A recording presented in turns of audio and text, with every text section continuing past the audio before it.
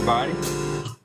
I'll call the September meeting of the Raleigh Historic District Commission to order, and I'll ask the staff to call the roll, please. Nick Fountain. Here. Kay Webb. Here. Katie Pate. Here. Travis Bailey is excused. Ian Dunn. Here. Rashay Height. Here. Heather Leah. Here. Harold Millette. Here. Janine McAuliffe. Here. John Reese. Susan Singer. Here. Gaston Williams. Okay, well, we've got most folks, we've got a quorum, so let's go ahead. Firstly, are there any corrections or additions to the agenda? Any questions about it? If not, I'll hear a motion to approve the agenda. Janine McAuliffe moves to approve the agenda. Kay Webb seconds the motion. Any discussion? All in favor say aye or raise your hand. I see hands all the way across the screen, so that carries. And I'll take the same motion on approval of the minutes from the August 18th meeting. And so let's see, Janine has her hand up again, makes that motion. Kay Webb seconds motion. Any discussion on the minutes of that meeting? You should have had them and with the agenda and able to look at them. All right, all in favor say aye, raise your hands. Anybody no? All right, everyone said aye. That carries. So the first item on the agenda today is a discussion about the Weaver House. You all should have gotten an email last week that not only reminded you about this meeting, but suggested that you might want to ride out toward St. Aug's and look at that house, and that's what we're going to talk about now. And we have some people here who are going to want to participate in that discussion. And let's see, Tanya, do you want to lead off the discussion, or do you want me to get Bryce or someone to do that? Mr. Fountain, I will start out. I've got just a brief history of information about the house, and then it'll lead into Bryce's presentation.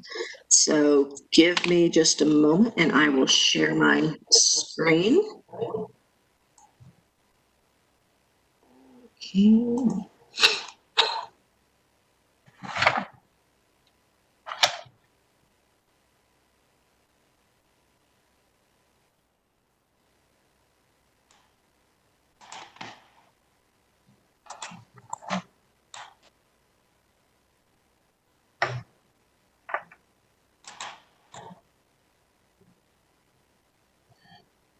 While she's finding that, Heather, I will say I really like reading these pieces that you've been producing about Raleigh's history. Good stuff. Thank you. I'm glad you're enjoying it.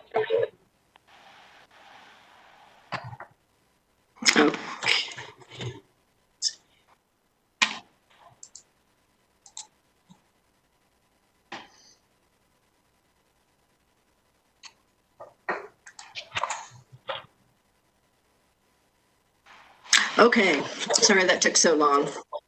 All right.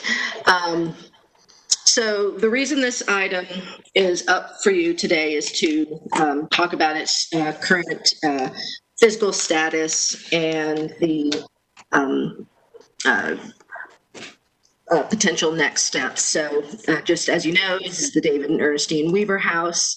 It is located at 1203 East Lane Street. It is a Raleigh historic landmark. Its location is that little blue box there on the screen. The landmark is significant for its association with David Weaver in the African American community. He's a musician, and he and his wife built the house in 22. In the 30s, he ran a dance hall and brought jazz greats such as Count Basie and Duke Ellington to Raleigh. In 2008, it was designated a Raleigh Historic Landmark. In 2014, ownership passed to the heirs of Alpha J. Howes Jr., and in 2020, it was purchased by the current owner, Wyken Holdings LLC. Some relevant code information generally. A COA, that's a certificate of appropriateness application for demolition, cannot be denied.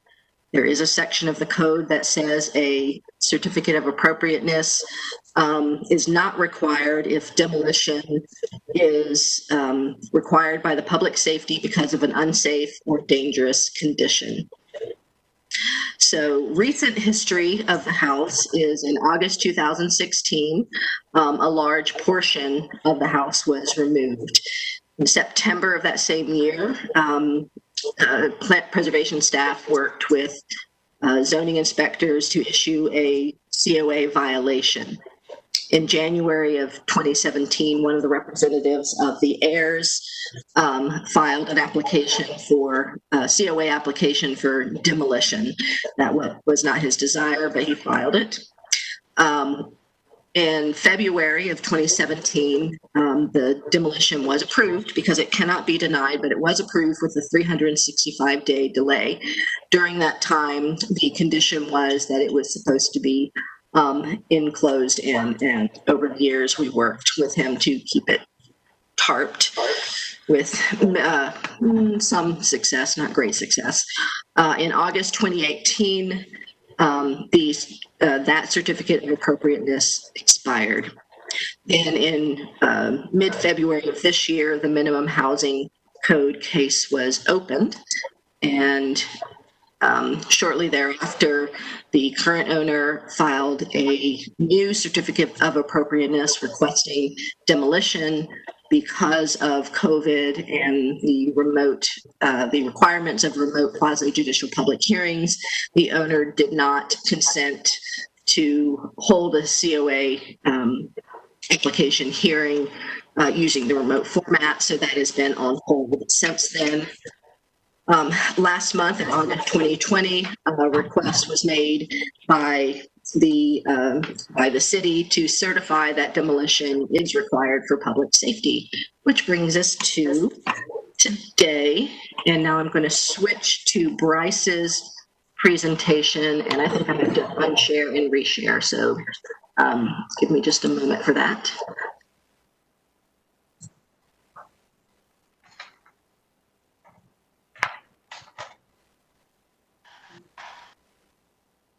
I'm sure we'll all have a number of questions, but let's get the presentation out first, and then we'll sort of go back to how we ever got in this spot to begin with.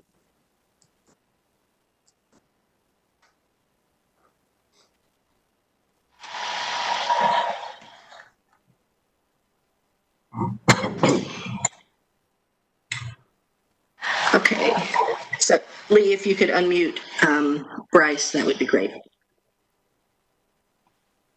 All right, I think Okay, so the next voice you're going to hear is Bryce Abernathy, and he's with city staff. And Bryce, if you'll tell us what your job is and your duties, and then go ahead.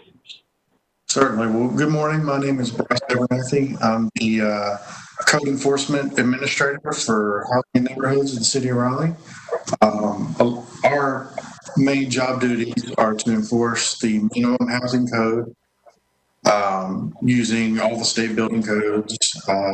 We also enforce public nuisance issues like if properties aren't being being maintained, or there's trash or furniture in the yard, that kind of thing. We also address zoning vehicles or unlicensed vehicles on property.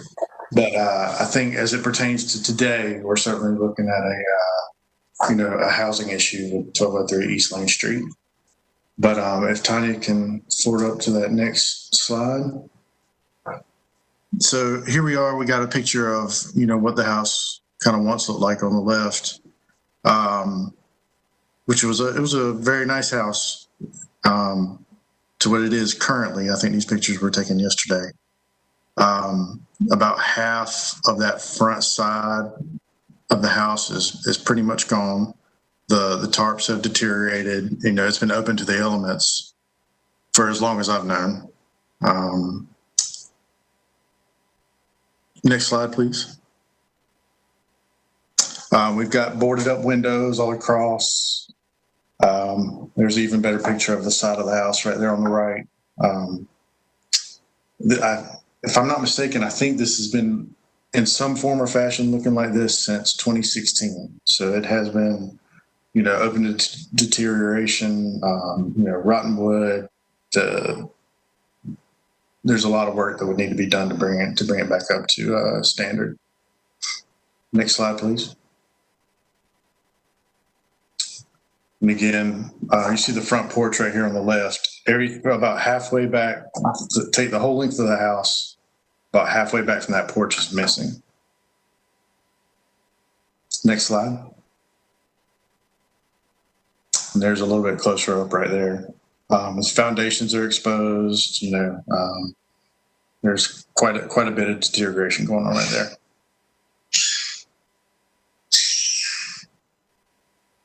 Next slide, please. Okay.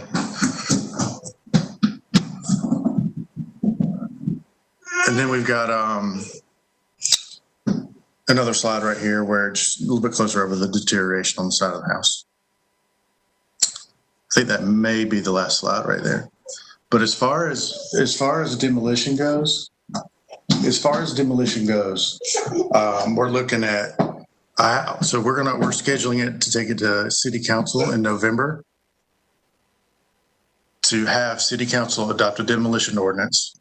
Once that's done, we can move forward with bidding out the project. We have to do asbestos testing, pull surveys, get demo permits. You're probably looking, as far as demolition goes, having somewhere in the December area, December, maybe even January, before we would have a city contracted demolition contractor on site. But that kind of brings, hopefully brings you guys up to speed. If you have any questions.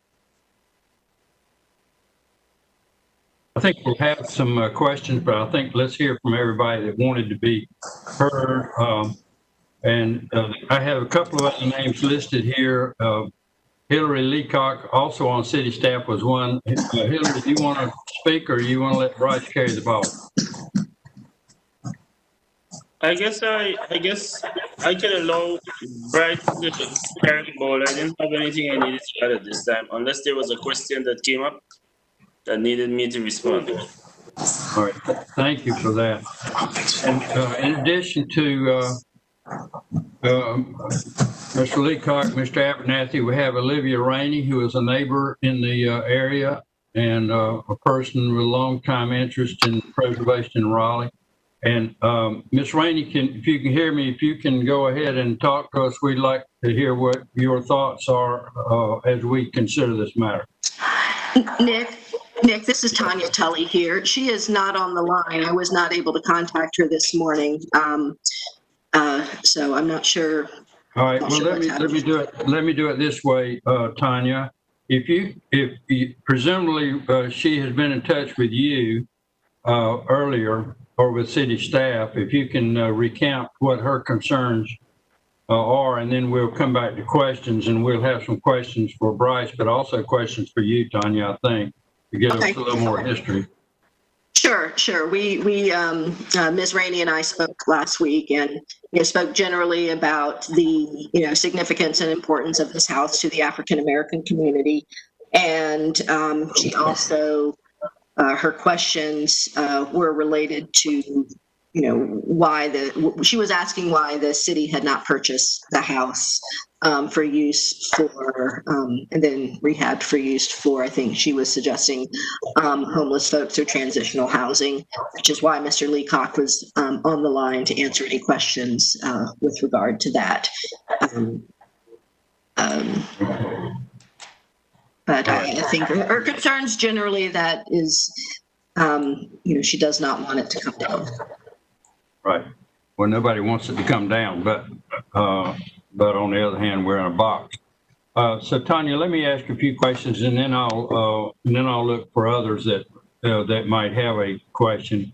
Tanya, so backing up a little bit in our process, describe for us how. So there was a COA applied for. A COA could not be denied, and then your slide indicated that that COA expired. I thought that what happened was after the 365-day delay, that folks could then get the demolition permit and take it down if that's what they were determined to do.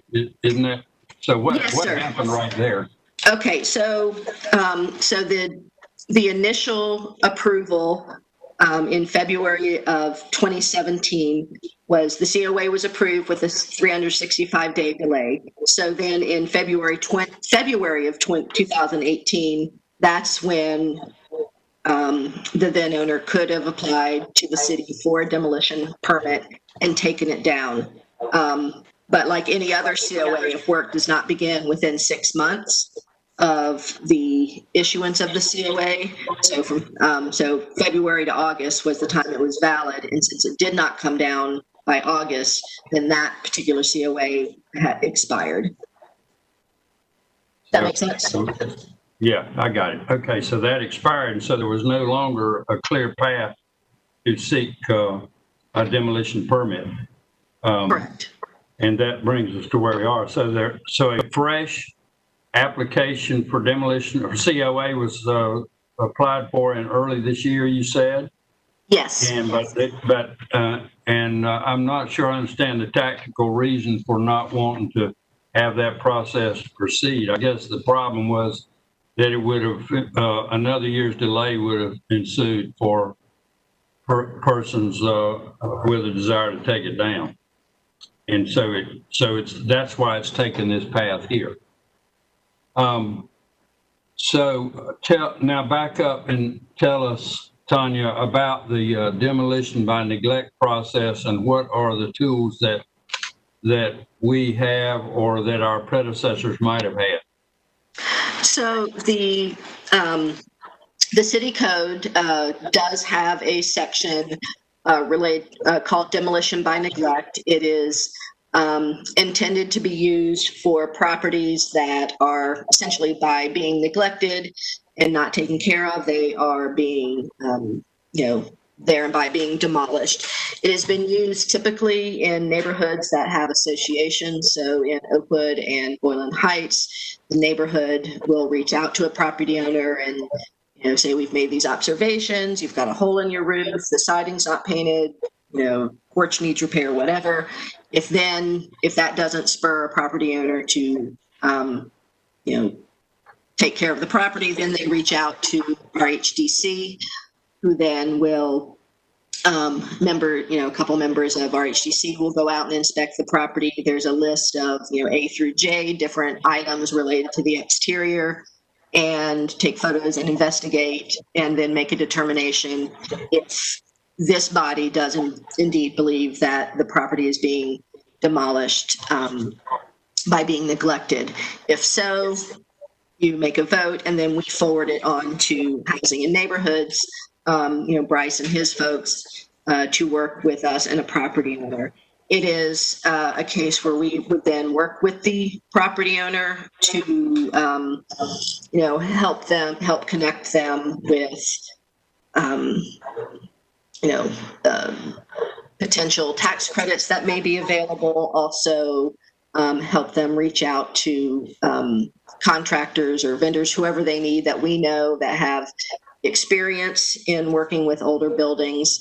And it has worked very well on a number of properties when there is a cooperative property owner interested in helping through, in getting moved. It also, in some cases, they, were able to get the house up to speed, even though they were not able to continue to take care of it, then they sold it to someone else. So that is how it has worked in the past, and we typically try to keep our properties in the historic districts going down that particular path, as opposed to getting to the point of needing a minimum housing code or other.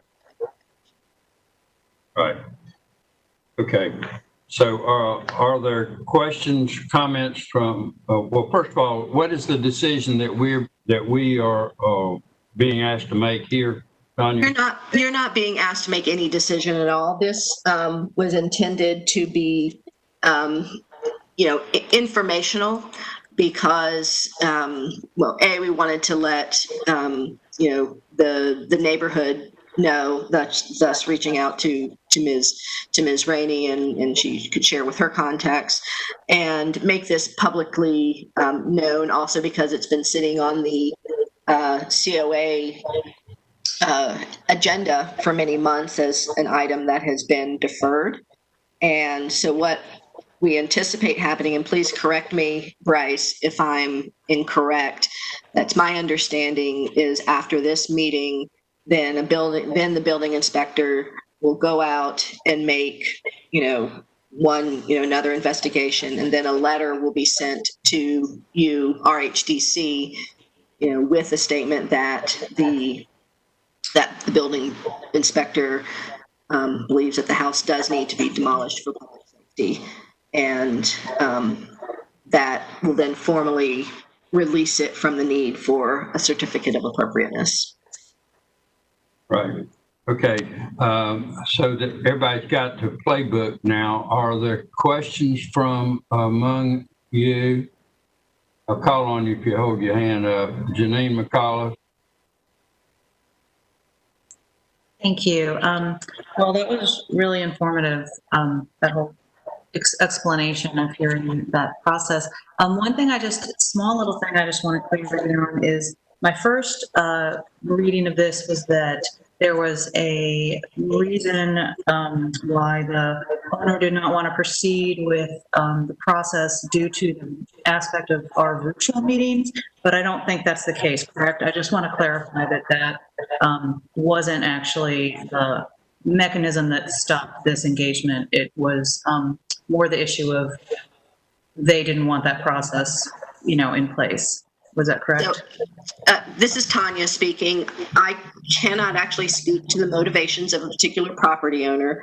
The legal reason put in writing to city preservation staff is that the property owner did not consent to the electronic meeting, and therefore we could not move forward. And I guess Janine, the reason, yes. I surmised, Janine, that for tactical reasons, if the Right. COA committee could go forward, then another year's delay might be imposed, or there would be the question whether the COA committee would vote to waive the 365 days or not. And given that circumstance, this property owner, I surmise, would rather proceed down the housing path and get demolished quicker, and so that they can move ahead. I think that's sort of where I was extrapolating this, and the only reason I really wanted to touch on that was just to, make sure that we never find ourselves, we do the best we can under these unusual circumstances, but that we think through if there's ever a need to, I don't know what would have, if it was truly a reason why they couldn't engage virtually, that we would work that through somehow. Again, I think we're kind of saying that was more of a tactical kind of move than a true holdup of the process. But I just wanted to put that out there. Yeah, thank you. Gaston Williams, you had a question? You're muted. How about that? Here Right. now? I just had a question, and you've probably covered this, but I'm a little dense today. I only had a half a cup of coffee. The gap that when the owner intended for all intents and purposes, tore away part of the house and tarped it, pending a further approval or the lack of some action that was required, and they decided to demolish it instead of finish it. Is that kind of right? And then we got in that period in which it further deteriorated, and then they objected to a formal hearing process, and that created a further delay or actually further deterioration, and that's where we are now. Am I all wrong on that, or just partially wrong? Tanya Tully here. Partially, it's two different property owners. The current property owner did not take ownership until mid-February of this year. Okay, so Gaston, going back to the outset, again, I'm guessing, but it looks to me like someone started in to tear it down, ignoring the entire COA process and the fact that it was a landmark, and that may have been what went on. So there may not have been a desire to fix it by either of the last two owners, or may not have been the money or the willpower in the bunch of heirs that it had at one time. Ian Dunn, you had your hand up. As far as I know, a car ran into it at some point, and it was damaged, and that's the reason half of it was taken off. Thank you. Okay. That is the reason that was stated by the property owner. You are correct. No permits of any kind, so there is a question about whether or not the entire half of the house had to come down. But it is, it got the way it was. The prior representative of the heirs did, I believe based on my conversations that he did want to fix it, but that there were, financial issues in working with insurance and just ultimately was unable to do so. All right. Any further discussion, questions? Ian? Does anybody know if any efforts will be made to salvage any of the building materials in the house before it's demolished? I think that is Tanya Tully here again. I believe that that's a conversation that we can have. I am certain that is not the typical practice of city demolition contractors, but I think given the unique nature of this is something that if that is what you want staff to do, that I can reach out. It is something that you could, if you wanted to, choose to, when this comes to city council, make a request that be the case. It would be an additional expense over what they would typically do, but I think that would be a reasonable request. Wait a minute, Harold Millette had a question. Yes, I wondered if this building being a landmark, is there a way to, or are we able to put some type of placard or recognition of the historical significance of this home, even if it is the demo? You mean as in mount a plaque on the site or something? Yeah, is there some way just to recognize that at one point there was this home here with the architectural and historical significance? Let's see, Tanya, what have we done with respect, or what has the city done with respect to marking sites so for the tours and things that people take as to what used to be here? So there's not a city program that specifically, puts markers up for, properties that used to be there. The city museum will do, they do some tours. It's possible they could put that on theirs. The thought that just crossed my mind is that y'all do have a mobile app, RaleighHistoric.org, and the house is on that now. We could simply leave it up there and just make a note that it is demolished. So anybody using that, but typically when they come down, the plaque that's there, and I think this, we would want to retrieve the plaque that's on the house now. But to more simply answer your question, Harold, right now there is not a city program that puts up historical markers, whether the property is there. Jay Webb.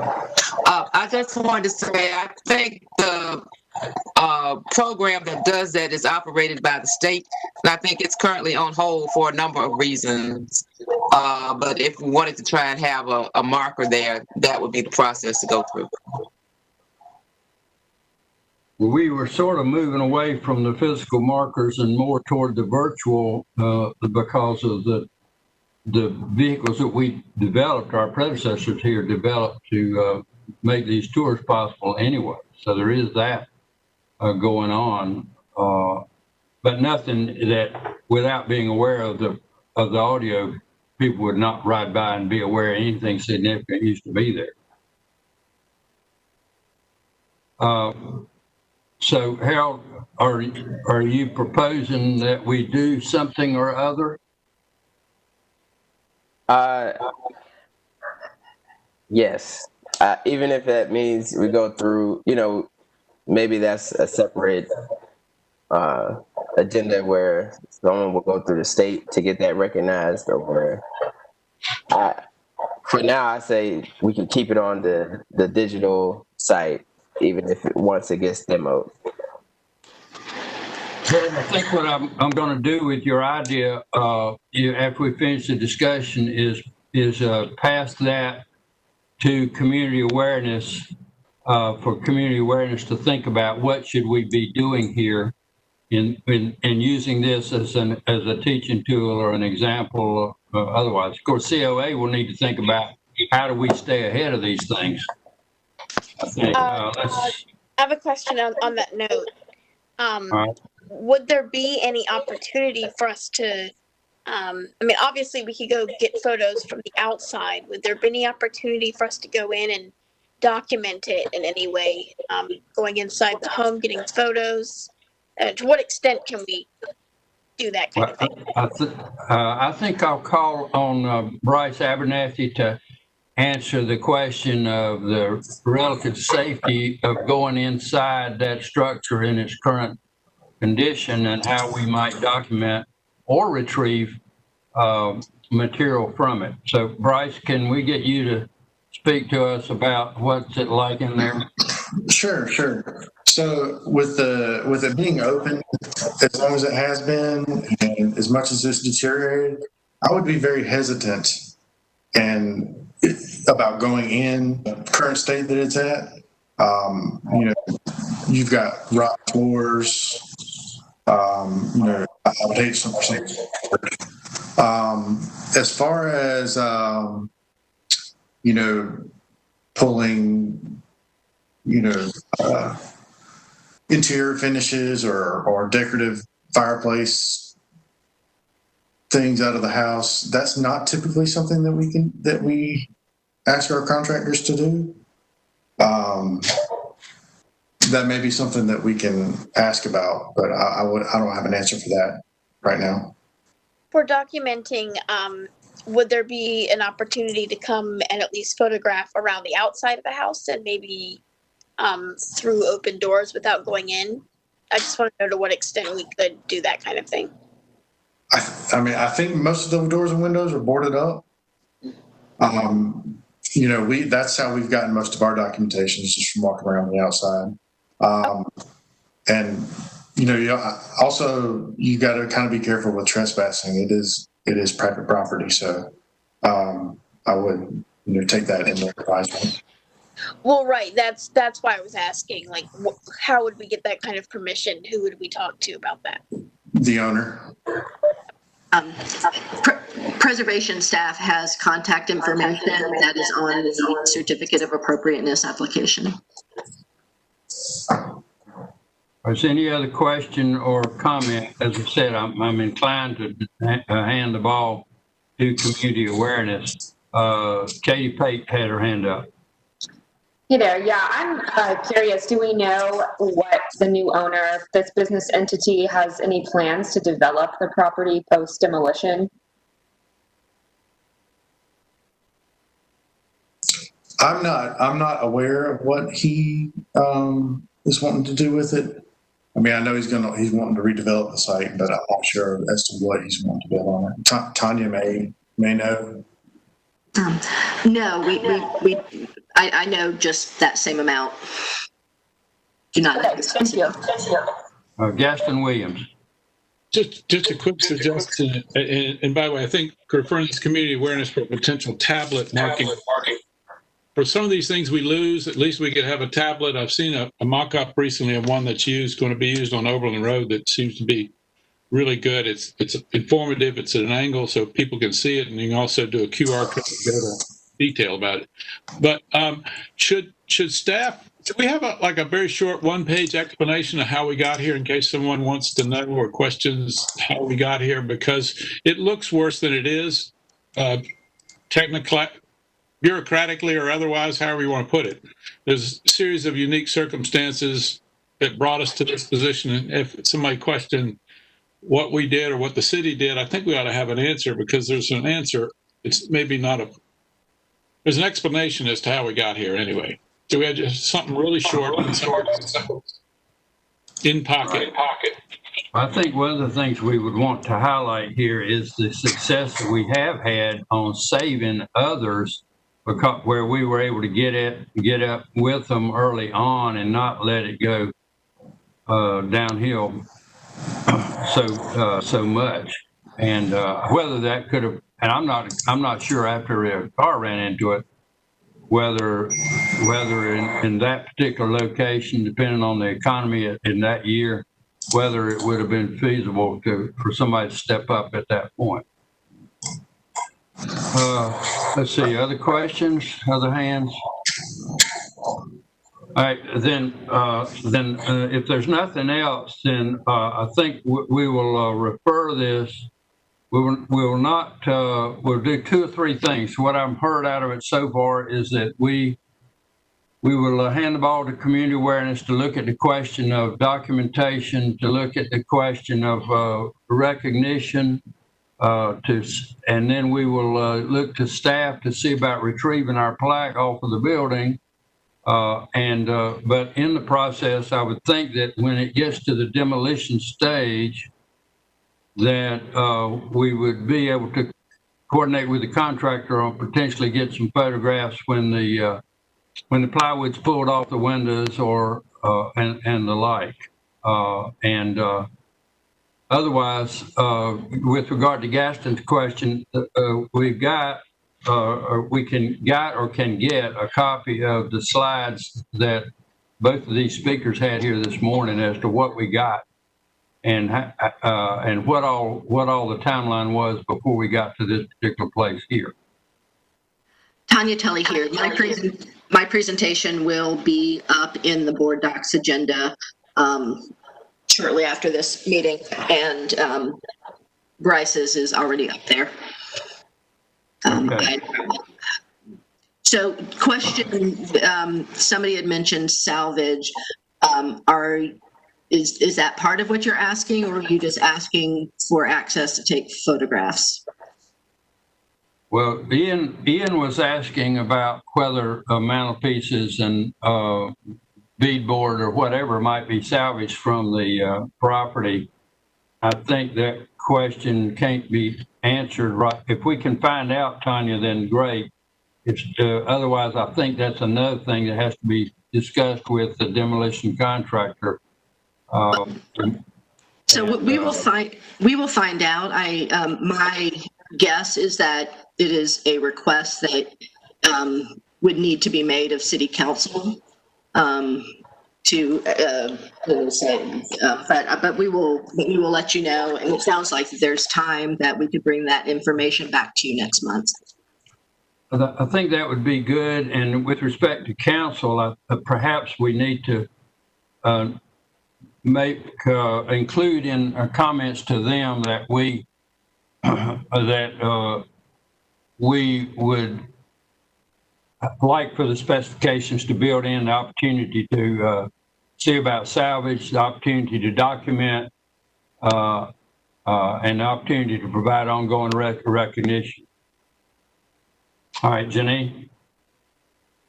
Yeah, I wanted definitely to emphasize and reiterate what you're speaking of right now, Nick, just because I think it'd be great if there was a mechanism where we could touch base just to understand what is valuable in a home like that. I mean, I know in my business, we're always trying to salvage and reuse and give a new life to things that could be. And I know in this case, it's, perhaps neglected beyond use, but in general, I think I really appreciate Ian bringing that up, and I think that's something we want to keep in the back of our minds as something that could be on all of these cases, just a consideration.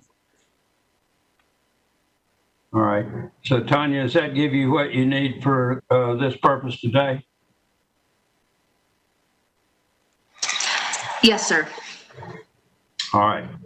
So then that will take care of us on Weaver House, and the next item on our discussion agenda today is the Preservation Revolving Fund.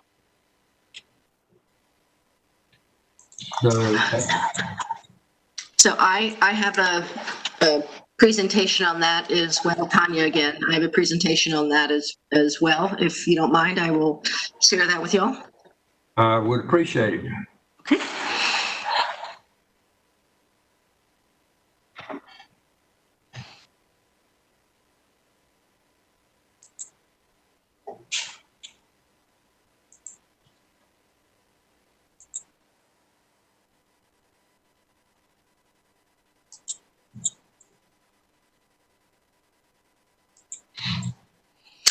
Okay, I'm going to talk a little bit about the Preservation Revolving Loan Fund.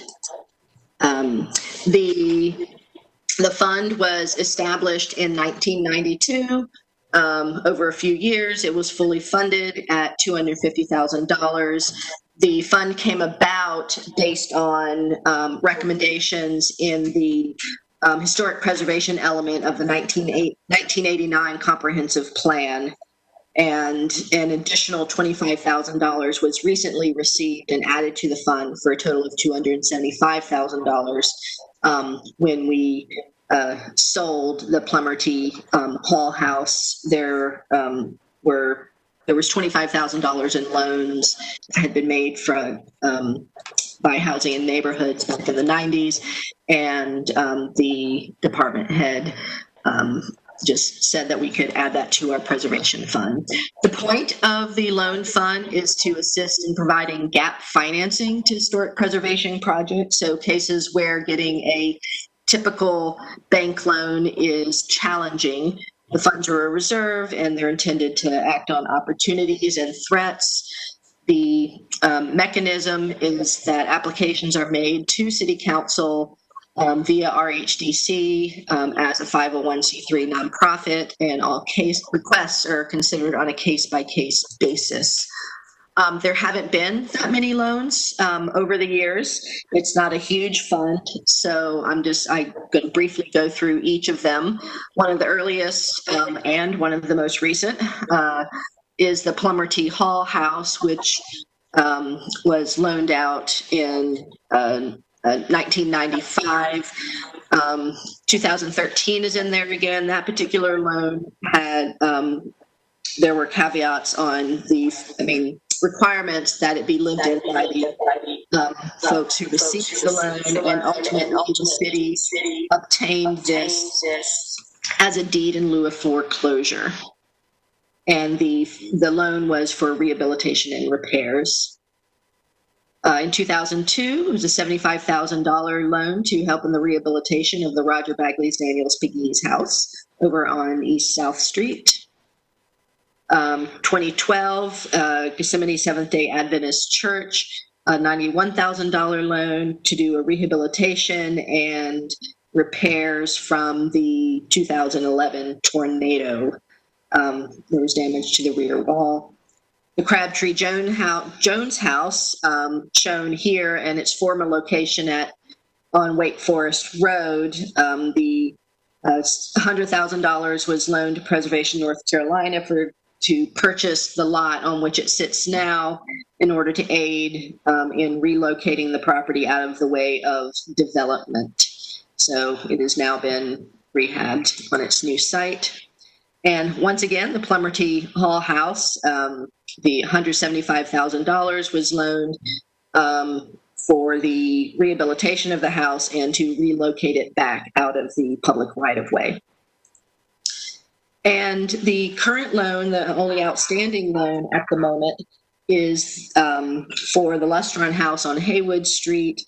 and $100,000 has been used for the relocation of the property from its original site and preservation from demolition, which there are now, I think, townhomes or condos on its old site.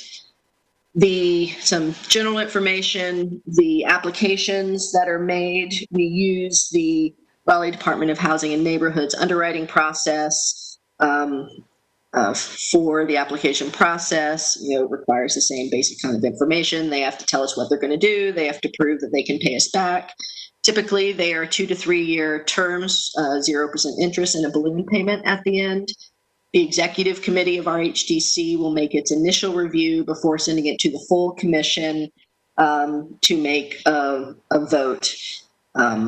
And depending on the timing, they will either then go get permission from city council to use the funds, or in many cases, you will have already asked prior to getting to this point for permission to use funds for a particular project.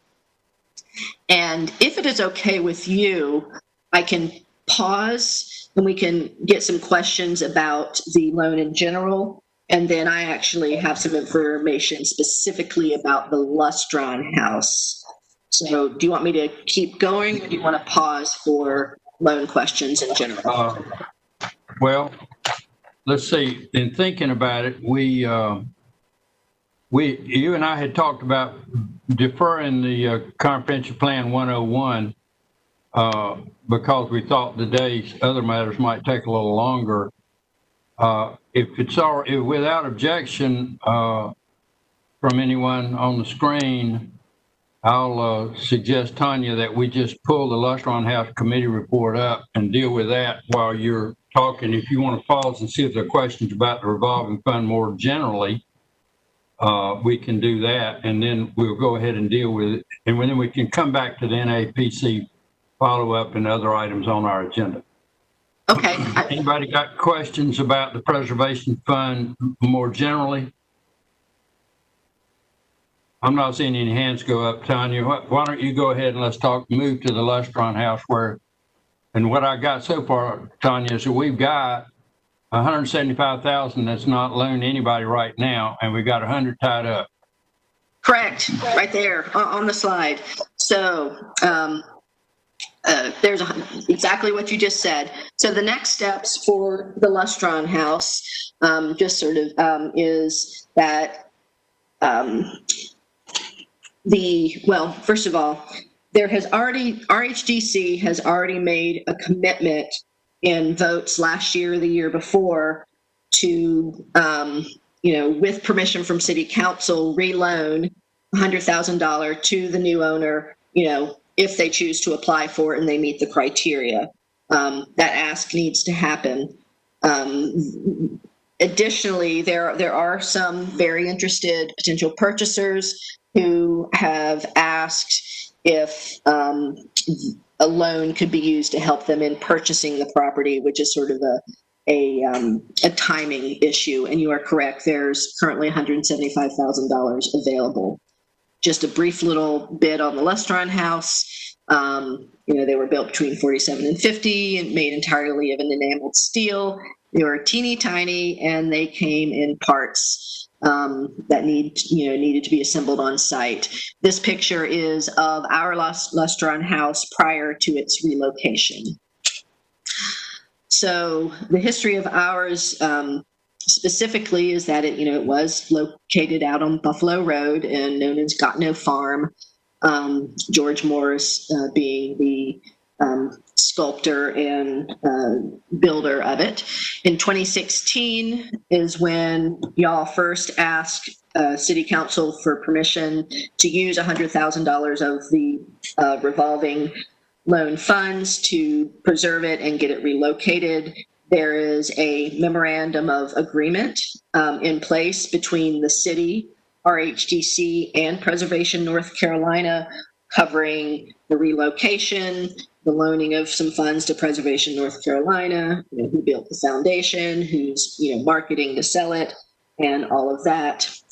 Finally, in September of 2017, the house was disassembled and moved the 7 miles to get it to its current site on Haywood Street.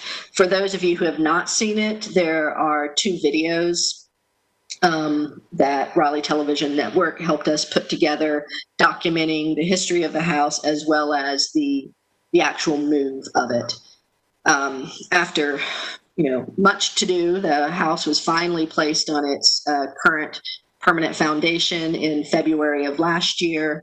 The house is being marketed for $195,000. $180,000 of that will go back to the city, which will repay the $100,000 for the loan, and the $80,000 is what the land was assessed at when we started this project. And then $15,000 will be for Preservation North Carolina for their miscellaneous expenses and marketing of the property. Other costs that have happened on the property, some of it used with loan funds, some of it extra, are there was a large dangerous tree on the property that came down. There was a fence up for a little while. A little bit of it is still left. There are parts, parts that were taken off of it. They are in storage, and so we're still paying for the cost of that. And next steps would be, as I mentioned before, that assuming that they meet the criteria and all of that upon sale of the property. Oh, going to back up. The sale of the property. So city-owned properties typically are sold through a bid process. There is specific general statute legislation that allows a city, a municipality, or a county to sell directly to a nonprofit entity without going through a bid process if it is for the preservation of a property. And so the sale of this house and lot is going through that particular legislative allowance. So just wanted to get that out there. It is estimated that it'll cost an additional $100,000 to $150,000 to put the house back together and make it habitable. And RHDC has already committed to pursue landmark and National Register designations. The context part of a landmark designation report has already been prepared. However, we can't do the next step for either designation until the house is actually put back together. So we've been on hold. And then this is just the same reminder again. This is where we are on the next steps is, what do you want to ask council for authorization to do? I am suggesting that you request an up to amount and then work with whatever the loan application amount is for. So it'll either be the initial $100,000, or if at today's meeting you decide that you want to have the opportunity to loan an additional amount, then we can certainly do that. And so questions, I'm sure there are plenty. Are there questions from members? So Tanya, my thoughts are that ordinarily we would try to find out what does the buyer potentially need, and if we don't have the money to lend them all of it, or we would rather have some left for another project, we would like to have a sense of how the package needs to look before we go to council. But you're suggesting that in this world, what we really need is to go ahead and get not to exceed authority from city council to put us in position to have that discussion with the potential buyer. Correct. So right now, there's, y'all, this body, RHDC, has made the commitment to request from city council, $100,000, but you haven't made the ask. So there's still some uncertainty by a potential purchaser. By going ahead and getting an up to approval from city council, then that will give, whether it be these particular interested parties or if they move on someone else, some level of greater certainty. This is a unique and challenging project, and so whatever we can do to give them, something tangible to make their decisions on, I think will go a long way in getting it sold. With this particular folks that I spoke to, they've been to the property several times. They've talked with the contractor. There's no concern with the rehabilitation agreement / covenant that will be placed on the property, since it will be sold through Preservation North Carolina. There's no issue there. The question is all about the financing. Their contractor estimated, they said about $100,000. Based on what we've seen, I think that was perhaps a little ambitious, and so with the possibility of it being a little bit more, might be having an up to amount would be useful. Whoever applies for the loans, we would ask for, hard numbers in order to base your decision on the final amount. Right. So are there questions from the members? I'll make a couple of observations. First of all, I would love to have a pot of money so that we could look at other opportunities.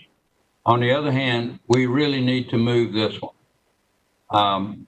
And so part of me is thinking that we ought to see about getting authorization, let's say up to 175, which would leave us 100 that could be used for another project. But I don't want, when we don't even have another project in mind, I don't want that to end up being the stumbling block because we were 50,000 short of the loan and they couldn't make the package work. I'll just make those observations, see if that triggers discussion from the rest of you.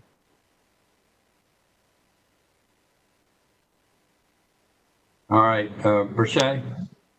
Yeah, I just have a quick question about how these, how you all go about, or how we go about these projects. I guess to back up a little bit from the question about what we leave for potential future projects, or how frequently do these opportunities come about to kind of start to make that decision about this particular one? Tanya, do you want to talk about one? Well, of course, you just saw, Brashay, on the screen a sort of a litany of all the ones we've been involved with over time. And what I think that the illustrative thing about that is we haven't, because of the amount of money and the amount of time that it gets tied up sometimes, we've been unable to use it for very many things at all. And if we'd had more money and had it sooner, then maybe we would have been able to do something about the Weaver House or any others that we've seen go away. So, those are the process, though, Brashay, and Tanya can correct me, but I think you saw the slide there. The people indicate how much they want. They produce their financial statement. With the housing folk look at what is, as a practical matter, what is it really going to take to do the job, and is it really feasible? Is this package going to be feasible? And I think, in some sense, a buyer can look at that and think, well, if housing thinks it could possibly work, then maybe it can. So maybe you can take a little comfort from that. But the underwriting, which means risk calculation, it's done by the city housing people using what models they have, where they've been involved in rehab of other properties. Yeah, that's not quite right. They don't actually do it. We just use the same process that they use, but they're not actually doing the underwriting. As far as how they get selected, it's been for various reasons. The Crabtree Jones house, it was under threat of demolition because, private developer purchased it and they wanted to build, whole bunch of buildings. Same thing with the Lustron house. It became aware of it. Developer was gonna, tear it, throw it in the dump and build something else. And so that's how some of them have brought out. Others, the first time we loaned money to the Plummerton Hall House, that actually was a joint effort with Housing and Neighborhoods. It was substandard housing. And so it was, two older sisters who were living there. And so, there were loans from Preservation North Carolina, Capital Area Preservation, RHDC, and the city sort of worked together to help them be able to stay in their home. So there's not a magic sauce. It's, the idea is, we hear of a need, we have the money, it's a feasible project, let's go do it. Other questions, comments? Janine, you're muted.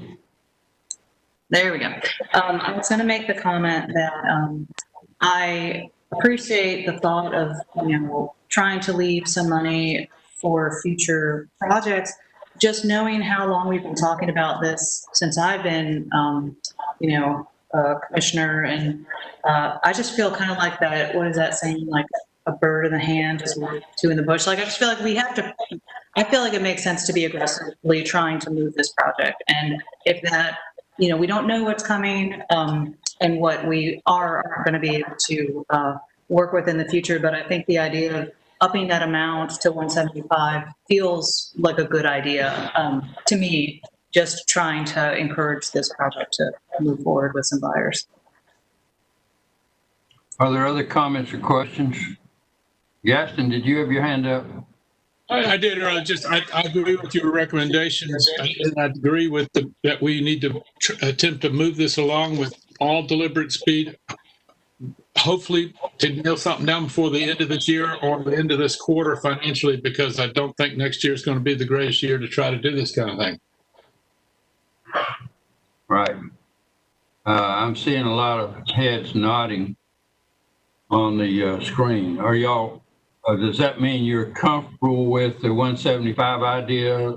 I don't want to drive the discussion, but Janine sort of went with that. All right, then I will entertain a motion from Janine, a second by Gaston, that we ask the City Council for leave to loan up to $175,000 to make this deal come together with the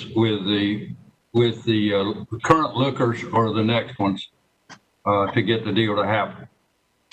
Any discussion? Any comment, Tanya, from you or other members of the staff before we vote on this? No, sir.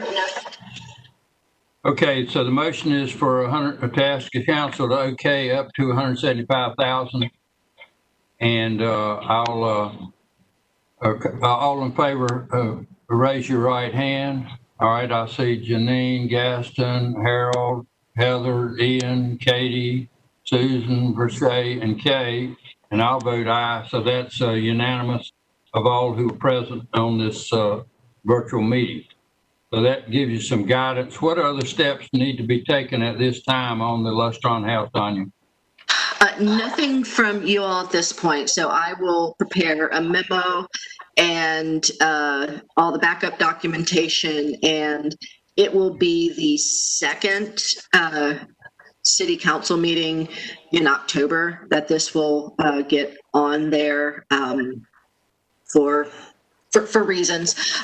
Anyways, but so I will have, the next step is me, and then so actually, Mr. Fountain, if you could put October, whatever the second meeting is, the 20th on your calendar to be available as the chair of the Raleigh Historic Development Commission on that day, that would be great. It would be the afternoon agenda. Right. Okay. And that is the same day as COA, as it turns out. All right. So the next items on the agenda are to follow up on the NAPC, and I I will call on various ones of you in turn to comment on what you got out of it and what hot idea you concluded made it worth your time to have watched a number of those videos. And I'll start with Ian Dunn. What did you think about it all, Ian? I thought it was very informative, especially the session on best practices in historic districts or conservation districts, especially considering Raleigh was one of the case studies. In particular, they mentioned something about a deconstruction ordinance, which apparently Vancouver and Milwaukee have done. And this kind of goes back to what we were talking about with the Weaver House. It requires sort of demolishing houses to save the salvage materials, which I thought was great. Love to see. So it did not prevent demolition, but it made sure that available materials did get recycled. Right. Okay. That's pretty good. I didn't see that one. Maybe I thought I already knew too much. All right, Janine McAuliffe, I saw your hand up. All right, yes. Well, so I suffered a little bit from trying to tune in to some that were rescheduled. I actually found the forum was a little challenging for me, considering I tried to allot time slots for the ones I was most interested in. But the one I thought was interesting that I was, it's probably too late now that they might have taken their, I know at one point they had left all the videos up for people to revisit. One I thought was interesting, that was a little sort of entertaining, was the one about, I should have looked up the name. It was talking about the interpretation of the guidelines. I don't know if anybody else caught that one, but what I thought was interesting was just they would do case studies, and then they would it was two folks just kind of having different interpretations of applying the guidelines and how, both sort of from the preservation perspective, trying to adhere to the guidelines, we're seeing things very differently. And I thought that was just worth commenting on because, this board doesn't always have to be a unanimous vote. Like we find sometimes that these things are difficult to call. And I thought that would be just something to bring up, especially for the new commissioners, just to understand we don't have to sort of convince one another, although we hear each other, but that one kind of stuck in my head. Okay, who else? Katie? Yeah, there were a couple that I thought were interesting. I really liked the one on the accessory dwelling units because that's such a hot topic in our city and the changing regulations around that, and just to see that is that's a divisive issue in other municipalities as well. And then other than that, there was one that I thought was just generally of interest about disaster recovery planning for preservation. We, talk about that in this region, some mostly, I would think, with hurricanes, but in other areas where, there's a lot of fire, earthquake risk, or other natural disasters. I thought that was interesting from another perspective to hear about as well. And I will say that one that I found fascinating. Well, first of all, I was disappointed because the one on substitute materials was scrubbed, and I had highlighted that one as the one I most wanted, and then it got scrubbed, and I could not get from the emails much feedback on when it might ever happen. But the one about the money, I was intrigued with. There was a really good one on grants, and National Parks has a big, well, from in our tiny little world, what appeared to be a huge amount of money that was available that people could get. And I really, thinking about this revolving fund and thinking about the need for money, I found that program fascinating. And there was a wide range of variety of things that a person could seek grants for. And you won't get them every year, but there is money there. And we've gotten some grants before, maybe not from them, but we have gotten them over a number of years for this, that, or the other. I recall where we did a joint venture and got money for staff to work jointly with us and PNC on documenting things and other stuff. And so that was useful quite apart from preserving a particular property. So that one I thought was valuable. Anybody else? Susan? I couldn't agree with you more. I listened to the grant one as well, and I found it, the grants that had available funding was way outside of what I considered possible. So I think that's a real step forward. I thought about it for our city, and I thought about it for Oakwood, and I thought these are funds that we should all be looking at. And that was really interesting. And then there was one that the SPHO is your friend, which I loved watching because as a new commissioner, it really taught me about what we do in RHDC, and it was great. And I don't have my notes here, but I thought there wasn't anything I watched that I didn't find interesting. But I missed the sustainable fund building stuff too. I thought that was really important. So if you find out, I'd love to see that. Okay, thank you for that, Susan. Brice? Yeah, I would agree. I think one of the ones that I highlighted, like Jackie and Susan said, was one that talked about historic preservation and the intersection with some of the issues with like climate change and how we contend with that from a preservation perspective. But I think overarching in general, this is my first experience with this. And I don't know why, but I was really surprised at all of the intersections between all of the topics covered at this conference and how incredibly relevant they were to some of like the architecture conferences and themes that happen annually. Including, I think another set that spoke to me was the addressing of kind of like the diversity and cultural issues and how those get handled in the context of historic preservation, and hearing about how some groups in certain cities have, taken, pretty creative approaches to trying to navigate and establish systems to make sure that projects are recognized equally. So I think it was a really, really good conference. Thank you. Anybody else? Okay. Well, I think that if we can remember these things, there are 2 or 3 ideas here that I'm going to ask the executive committee to look at out of what we learned, and maybe we can follow up and think about what should we be trying to accomplish. And so, Tanya, if you can help me remember that talk about those at the exec committee and where we might lodge those committee wise, or what we ought to be doing, because after all, the people on this call are the people that we are supposed to be the ones leading, and that means we need to be thinking out ahead of the routine if we can do it. I'm going to move into committee reports. I will tell you that COA has got plenty to do.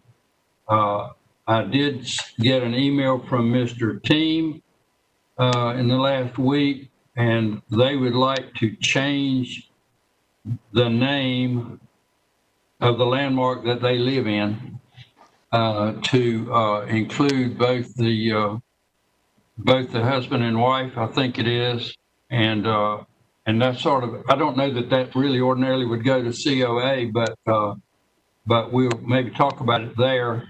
And Mr. Fountain, in general, the concept of how that should work and whether we should ever do it at all to begin with. Nick.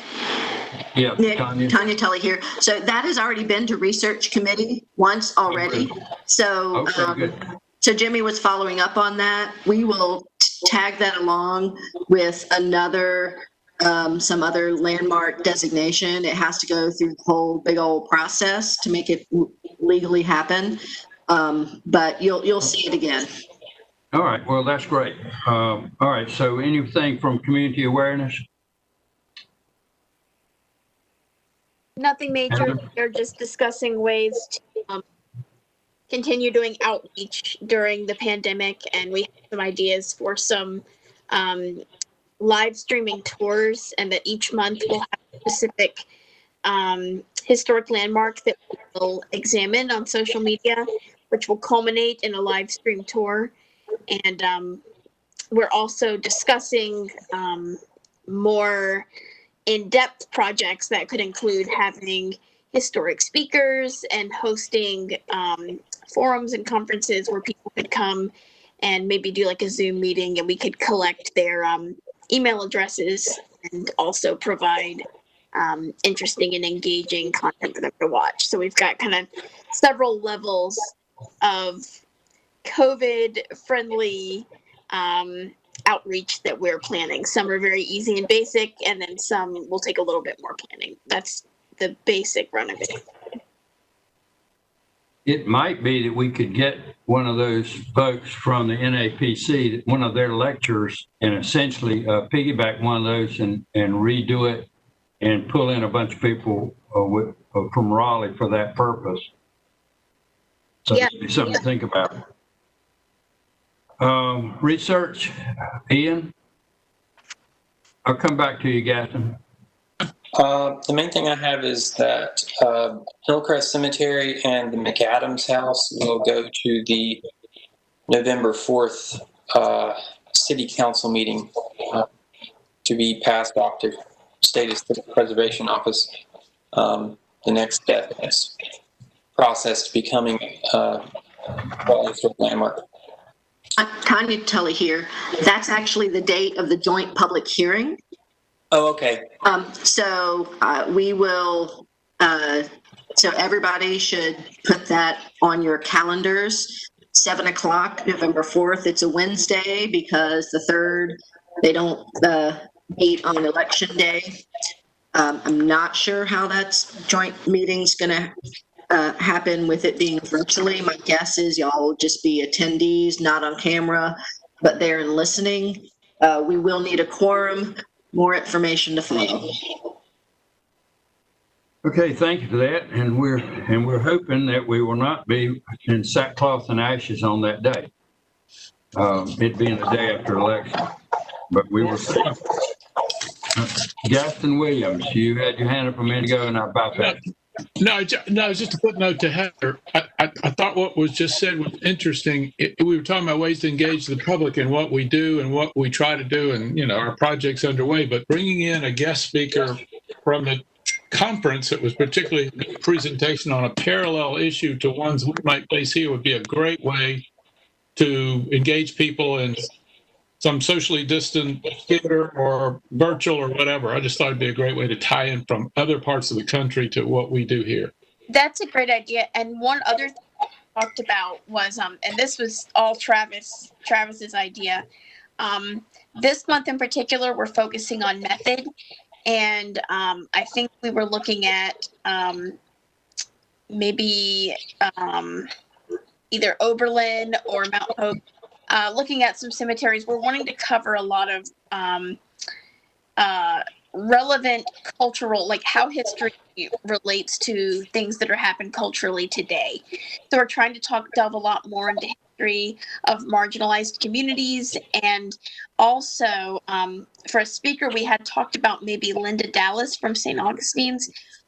She had given a great presentation on how events in the early 1900s, like 1918, 1919, reflected very closely with things that are happening today, particularly with the pandemic and with there being a lot of upheaval at the time. And she had this great presentation on how these things work together and are really kind of history repeating itself now.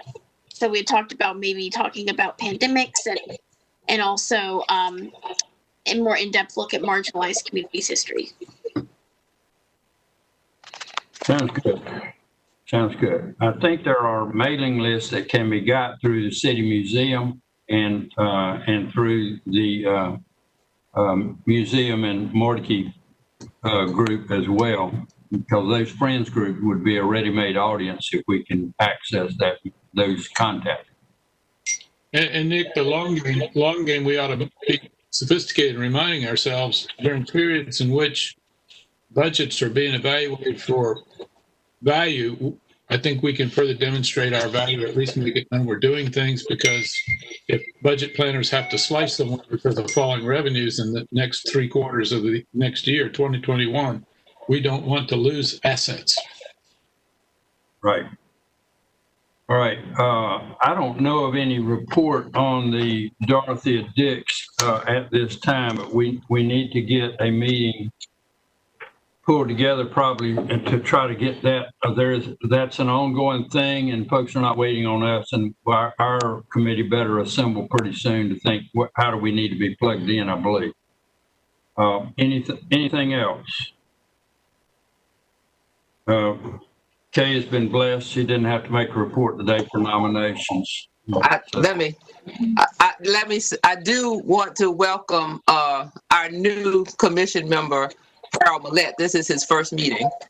Okay. So we're pleased to have him here, and we'll be working with him and staff to set up his orientation, new member orientation. And Tanya here, my apologies for not putting it on the agenda. He actually attended the COA meeting, just, on screen, but not participating. So in my head, he's already been here for months. I would like to just point out that I think it's time that we go ahead and start about thinking when you want to have your retreat.